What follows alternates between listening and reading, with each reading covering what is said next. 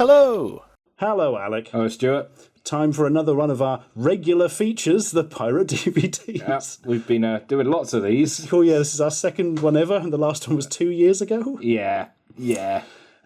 Pirate DVDs. You can't get them as easily as you used to, unless you're, like, living near Malaysia or something.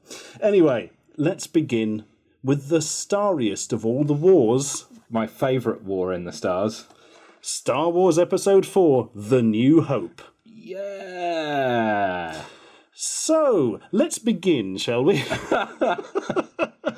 So, the picture at the top of Vader appears to be from Return of the Jedi. Yep, that's correct. Yeah. The pictures down below are of E-Wing fighters, and apparently these are taken from a fan render from like an old website from the 90s or something that they've fiddled around with a bit. Yeah. These aren't in any of the Star Wars films, we should point out. They're just from the novels, the expanded universe stuff. We genuinely didn't recognise them, and I had to ask on Twitter for people to tell us what they were, because they do not feature in the films, not even for a little bit. Yeah. And on the back, for The New Hope, we have a picture from Return of the Jedi, Yeah. a picture from Star Wars Episode 1, and one from The Empire Strikes Back. So all the Star Wars except for the Star Wars that we are reviewing, which is great. Perfect. What more could anybody want? Also, Sony PlayStation 2 compatible. Hooray! Like all the best things are. But we get great special features like Concept of Star Wars. Oh, at last, I have been wondering about that. Yeah, we've got interview with director, not of this film probably, concept of Star Wars, theatrical trailer, lovely, and some other boring stuff. So yeah, so the story behind this is, this was before you could actually get Star Wars officially on DVD, I believe. Star Wars took ages to come out on DVD. DVD launches in '97, and you don't get Star Wars on DVD until 2004. So you had a load of opportunistic bootleggers who ripped the laser discs and sold them on DVD, pretending they were the official releases. Really badly, as you can see from this. Yes. Having gotten the name of the film wrong. It's not much to ask, is it? And this, well, the printing on the disc is okay. They have cut off the incorrect name at the top. It's now the new hop. It's a dance that Darth Vader has invented. That's taking the galaxy by storm. So yeah, basically this is a slightly blurry version of A New Hope taken from a Laserdisc. Yeah, it's fine, but it's not a great transfer. Deary me. Right, that's number one. Now time for that most popular of crime fighters, the Man of the Bat. I think that's his name, isn't it? Something like that. Yeah, widescreen edition of Batman Begins, old Christopher Nolan's first attempt at the Dark Knight. My favourite Christopher Nolan Batman film. It's also my favourite. Yeah. That's interesting. Oh, we should be friends. Never. That is interesting. Most people prefer the second one. As enjoyable as a Joker is, there's something about the first one I liked. Maybe a bit too ninja-y would be my only real criticism. I like the way Gotham was portrayed more in it. It was a bit more sort of comic booky and gothic and that kind of thing. Right. So on the back here, this is what you need to know about Batman Begins. Although repetitive at times, it does provide a few hours of fun. Glowing review. From Chris Wilson at Next Level Gaming. As you play Batman, you will have to go through stealth-based levels in the vein of Splinter Cell. You will have to put fear into the hearts of criminals using martial arts, Batman's weapons, and scaring your enemies is also very effective. Boom. This game contains no bosses at all. It also contains a level set in Arkham Asylum. You will be able to drive the Batmobile in the game. Which this is not, because this is a movie. Yeah. Good work there, lads. You have literally just... There was I think it was like on Xbox and PS2, was it? Just really underwhelming movie tie-in that they did. And they've just taken the text from that and stuck it on the DVD. What's ridiculous about this is that every other detail of this DVD is right, because it's basically just it's just a clone of the official release of Batman Begins, and that's actually what the DVD is as well. So they get everything right, but then they've copied and pasted in a review of the Batman video game rather than the film. Well done, guys. Well done. That does take some attention to detail, because normally everything is wrong. Yeah. So it's nice to see just one major cock-up. One glaring error. And the disc's quite well printed in its way. Yeah, it's a bit faded, but I think that might just be because it's old rather than it's... Also, they've written DVD 9 all over it, which is an absolute sure sign that it's a DVD 5. Yeah. Because it is. Yeah. But it's a decent rip of the actual DVD. Yep. So, you can at least watch the film vaguely decently. Ah, dearie me. First, there was Terminator. Then there was Terminator 2. And we try not to think of any of the others past that, but... Here's one of them. Yeah, it does exist. Schwarzenegger in. Terminator 3. Rise of the collectible... what would you call that? A collectible statue? I think they're busts. Would you call it a bust? Yes, that's the term. You wouldn't put one of those on top of your piano, but... I might do if I had a cyber piano. Or a piano, full stop. Yes. But... I do enjoy the way also, so this is just a collectible they've taken a picture of to make the front. T3 on it. And they've managed to reverse it there so it says E.T. You peel back his skin. This is what you will find. Elliot. Where is Sarah Connor? I'd also just flip it back a minute because they've not actually written of the, so it just says Rise Machines. Oh, yeah. Terminator 3. Rise. Machines. Okay. If we must. Oh dear. So the machines will rise, it says at the top, because we've told them to. Here's some horribly stretched screen Yeah, grabs. but this one of Arnold Schwarzenegger's massive face, I think, is... Yeah. I'll be... Oh, God. So the writing on the back of this one always feels to me a bit more like... kind of a preview when they didn't really know what the film was about. Yeah. I mean, it starts off with, "It is a dark time for the Resistance, and Skynet is on the verge of going online. The events of the last movie has changed nothing." That's basically the end. That's the surprise ending given away in the first sentence that they've written on the back of the box. Yeah. Good work, guys. Good work. It's also, all the fonts are wrong on this as well. It's you've got some boring Arial, and then... This is not a credit font. It's just... That's why you can barely bloody read it. The logos are horribly sized. This wasn't released by...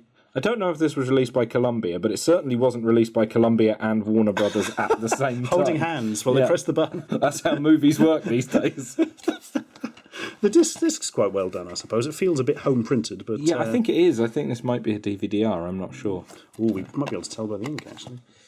Oh, no. That's a it does pressed look, disc. Yeah, it does look pressed. Oh, that makes me disappointed. Yeah, what a shame. Right, time for some more Star Wars. Last time we had Episode 2. Now we've got Episode 2, Angriff der Klonkrieger, which I'm assuming is Attack of the Clones. You would have thought so, wouldn't you? Yeah, that makes sense to me. I'd like it if it had different titles in different regions, just to be fun. This one's called The Hat That Wouldn't Quit. Star Wars Episode 2, Jar Jar's Revenge. Oh, God. Don't never joke of Jar Jar. So this has been printed off by somebody in their house, basically, is how it looks. It's been cut out really well as well. Look at those God. borders. And by somebody who'd run out of red ink, quite obviously, as well. This really is quite horrible. I love the dodgy photoshopping just along here. I don't know if you can see that. Oh my goodness! They have really, that's nasty, properly nasty. Skywalker 2002 has taken credit for this design. You've not done very well. Yeah, I would have left off the credit if I'd made this. Yeah, made by somebody else. Yep, definitely not made by Skywalker 2002. Skywalker 2002 had nothing to do with this, honest. Yeah. The disc is a home print. It's a label stuck on, I believe. And it's and it's Anakin Skywalker has no mouth, which is good. Yet he must scream. But he does have like a Pris from Blade Runner style stripe going across his eyes. That's great. Nice. That's nice. Just like in the movie. So it looks like a homemade DVD-R, and my God, it certainly is. I had great difficulty reading this, but it's basically this was came out before the actual film, so it's actually a cam, so to speak. Somebody sat in the cinema with a camcorder and recorded the whole thing. Wow! I bet it's a joy. I bet it's even more of a joy to watch than Episode 2 normally is, because this film is dog shit. The audio's all right, and maybe a telesync, as they call it, where they actually, get the audio from the original projector. But that's something. We can hear all of that amazing dialogue. Oh God, never joke about that. My God. Actually, let's give you a screen grab to give you an idea of what this looks like. Yep, may as well have just got somebody to explain it to you, really, because you can roughly see moving shapes, and it's blurry and low res and blurg. So a glowing review then. Yeah, from you. basically, it's the best way to experience it, I would have said. Right, next up, a blue... Ooh, that's exciting. A Blu-ray, high-def picture, high-def sound. Not on this, because it's a DVD 9. Hey, at least it's a DVD 9 this time. But that's true, I suppose. Beyond high definition, or in fact, behind high definition, because it's not in high definition at all. So this is a film called The Prince, starring Jason Patrick, Bruce Willis, and John... I hate it when they do that on posters. This is a really nicely made package, I must say. It's like proper metal and really high-quality printing on it. I've not heard of this film. No, me neither. But Bruce Willis does a load of weird straight-to-DVD movies where he shows up for like 10 seconds now, doesn't he? Yep. So I'm guessing it's one of those. Can't be that old, because it says from the producers of Escape Plan, which is relatively recent. Now, the nice thing is, 10 in 1, because you literally get 10 films on this one DVD. You get the Prince A and the Prince B. That's the first half of the film and the second half of the film. Really? Yes. Jesus Christ. Literally is. Brick Mansions with old Gerard Butler. Sabotage with Arnie. The Bag Man with John Cusack and Robert De Niro, apparently. Contraband with Mark Wahlberg. Serbian Mort, or as we call it over here, The Raid. The Raid 2. B-13 and D13U, which is the sequel. There's some confusion going on there.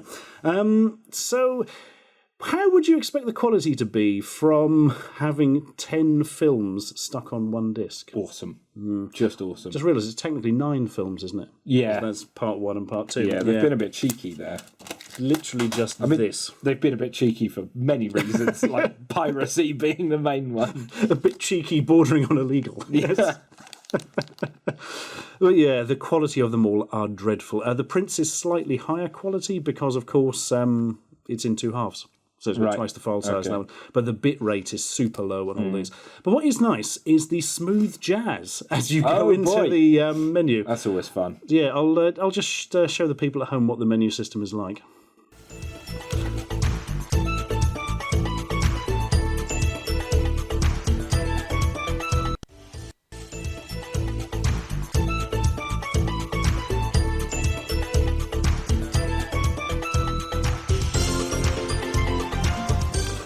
And if you want to see a shot from the film, Oh, that's not how I wanted to watch The Prince. And I've been waiting so long to watch The Prince. After that, I shall watch that other popular John Cusack film, The Bag Man. And after that, I'm just going to look longingly at this lovely sepia picture of John Cusack and Bruce Willis.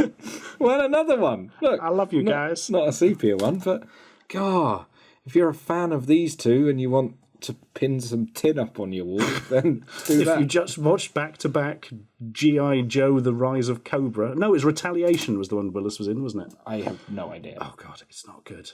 Trying to think of another film Cusack was in. The Numbers Station? That was a few years ago. Cusack now is one of those guys who also does loads of straight-to-DVD stuff for some reason. I don't know what's happened to him. He accidentally got stuck to Bruce Willis. Stuck behind his shoulder at all times. Look. That's why all these pictures look so intimate. Anyway, time for some little bit of light refreshment for the children. It's Stuart Little 3, Call of the Wild. The next big thing in little adventure and piracy. When we saw this, we didn't think this was a real film. No. And it turns out it is. Genuinely didn't. And it's not a particularly nice film. It's all computer animated and cel shaded and looks cheap and crap. It looks like a cutscene from a late era PlayStation 2 game, the whole film. Sounds good. Yeah, but I'll tell you what is good. The writing on the back. Oh, God, actually, the low-quality screenshots, it doesn't look quite that bad. The actual disc, by the way, high quality, proper DVD rip. Yeah. Wow. Film doesn't seem worth watching, but let's give you some information here. Stuart's biggest adventure yet. Pack your bogs and load up the camping gear. Time to answer Stuart Uttle 3, Call of the Wild. Stuart Uttle.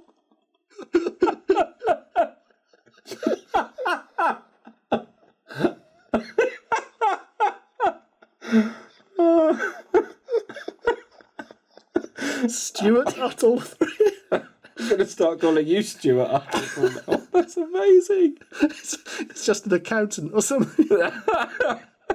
Adventures in Tax. Oh my God. Anyway, time to answer Stuart Uttle 3, Call of the Wild. In this exciting animated adventure, exciting animated adventure. Adventure. Adventure. Oh my God. In this exciting animated adventure, the Little O's... who the Little O's are, head into the wilderness when they take a camping trip far from the city. There's just one thing they didn't pack for, the big bad beast that supposedly lives in the woods. Whilst Stuzersel... What? That's his name, Stuzersel. Stuzersel Uttle. Oh, sorry, I read that incorrectly. It's Stusel. Oh, that's not funny at all. Wow. Stusel learns basic survival skills from a feisty skunk named Rico. That actually is his name. I looked that up.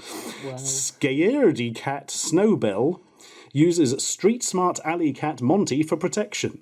Fair enough. That doesn't sound good. Stuart Little 3, Call of the Wild is fun that says the great outdoors. Fun that says the great outdoors. Oh my God. That's the most fun you'll ever get from Stuart Little 3. Wow. Sorry, Stuart Uttle 3. Right, finally, Catch Me If You Can. What an apt tagline. Yeah. Special edition, Leonardo DiCaprio and Tom Hanks, the true story of a real fake. Okay. Can't argue with that. No, on many fronts. As fake as they come. We should point out that this one says DVD 9, and it actually is. Yeah, that's this possibly is the only time one. Yeah. we've ever come across one that is a genuine DVD 9. Yeah, it's a proper DVD rip. It looks like it should do, you know. But, the problem begins when you start reading the back, really. This is a story that zings all the way through with originality, humour and pathos. I like the sound of it. Say the urban cinephile critics of Urban Cinephile. Good old Urban Cinephile. So, an enormously entertaining, if somewhat shallow affair from Blockbuster Director... Blockbuster Director. Sounds like a villain from a 70s Star Wars ripoff. Steven Spielberg. Leonardo DiCaprio stars as Frank Abagnale Jr., a dazzling young con man who spent 4 years impersonating an airline pilot, a doctor, and a lawyer all before he turned 21. I suppose there's supposed to be two words there. Maybe. All the while, he's pursued by a dedicated FBI agent named Carl Hanratty, Tom Hanks, whose dogged determination stays one step behind Abagnale's spontaneous wits. Both DiCaprio and Hanks turn in enjoyable performances, and the movie has a bouncy rhythm that keeps it zipping along. However, it never gets under the surface of Frank's drive to lose himself in other identities, other than a simplistic desire to please his father, Christopher Walken, excellent as always, or excellent as a ways. No does it explore the complex mechanics of fraud with any depth. By the movie's end, it feels like one of Frank's pilot without substance. What? What's that supposed to mean? I'm sold. Yeah. So what you don't want to do is put a slightly disappointed review of your film. At least it's a review of a film, not of the video adaptation based on the game. That is true. This has amazing credits as well. DreamWorks product, a Steven Spielberg film writing. Ooh, a Steven Spielberg film writing. That's some of my favourite film writings. Credits, Frederick Knott. He invented all the credits. Yeah. And I quite like, we get all the way down here, and we get, or John Toll. Laurie Manhold. What? Yeah. Oh, you always have an Or John Toll on set. Yeah. And then we can't turn over till Or John Toll's turned up. Yeah. Clayton Hartley by Frank W. Abagnale, who's the protagonist. Yes. I think it's based on a real life story, isn't it? So I think he was actually a person. But I have no idea who Clinton Hartley is. Who did the Clinton Hartley on this film? Oh, that was Frank Abagnale. I love Frederick. They got Frederick Knott in for one day to do the credits, and he put himself at the front. Yep. You're bringing me in to do this. Now it's Freddie's time to shine. I also love that the grid for all of the information doesn't correspond with anything. So language, English, French, 5.1 surround, Dolby Digital, Colour, DVD, 141 minutes. One of those is probably true. It's a DVD 9. At least that much is true. Oh, my God. I also quite like this blurb here. Widescreen 185.1 transfer and good Dolby Digital 5.1 surround sound also in DTS. On the second disc is entertaining extras, including an interview with the real Frank Abagnale, behind-the-scenes featurettes and more. Do not miss this masterpiece entertainment of a film based on a novel by Stan Reddy. Abagnale appears in a cameo as a French officer. Screenplay by... Just throw some trivia into the middle of a sentence. Screenplay by Jeff Nathans O'Grade. Who do they credit as doing the screenplay here? I don't think they did. Nope.